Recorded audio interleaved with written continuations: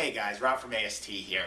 So, over the last few months, I feel like with this new insurance mandate, especially here in California, I have a lot of families who are moving from state funding over to insurance funding. And I think one of the most frequent questions I've gotten is, why are you doing another assessment? And I think that's something that a lot of families, and I get this, it's, why are we doing this assessment? I want to get things moving right away. Fast, fast, fast. And I wanted to take a second to talk a little bit about what the assessments are all about, because we haven't even really talked too much about it on the radio show. But assessment is one of the most important things we can do. And it's really important for two reasons.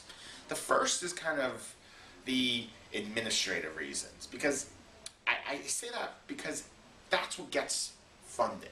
So whether you're going through your insurance, whether you're going through the state, a school district, you name it, the assessment is the key to getting everything started from a paperwork, a funding, an approval standpoint.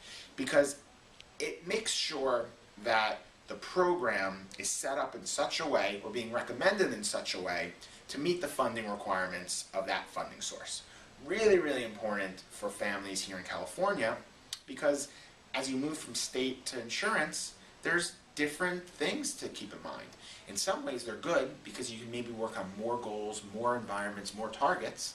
And others it can be a challenge because maybe you need to use a little bit of different language or have a little bit of a different viewpoint on your program as you move from a therapeutic to a medical model. And the flip side, aside from that funding piece, is the clinical piece. And it's all about making sure I know what I'm doing.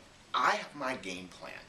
Because as the BCBA, as the supervisor or the assessor, if I know what to work on, I know what your goals for your child are. Maybe I even know what your child's goals for themselves are. But I also have a sense of needs. I think on the blog we've talked a little bit about reinforcement, we've talked about functions of behavior. Those key elements I need to understand as they relate to you and your child. The assessment allows me to do that. And then once I've got those together, I know what goals we're going to work on, I know what the behaviors of concern we're going to decrease, what their function are, and how I'm going to reinforce brand new good behaviors, then I can put it all together and put a complete and thorough plan to you. So you can say, I got it. I know what AST is going to work on, I know what Rob's going to work on, and I know what my child's program is going to look like. That's the foundation of everything I'm going to do forward. At least the next 6 months of your child's program should be based on that assessment.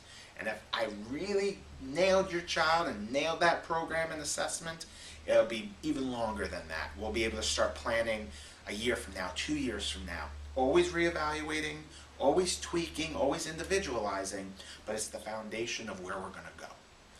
I hope that helped. I hope it makes it a little bit more tolerable to say, okay, I can wait that month, or I can wait those 45 days, because they do take a little while. I know it can be a little stressful and you can get a little restless, but it's really important. If you've got questions, if you've got comments, give me a call, 866-278-1520.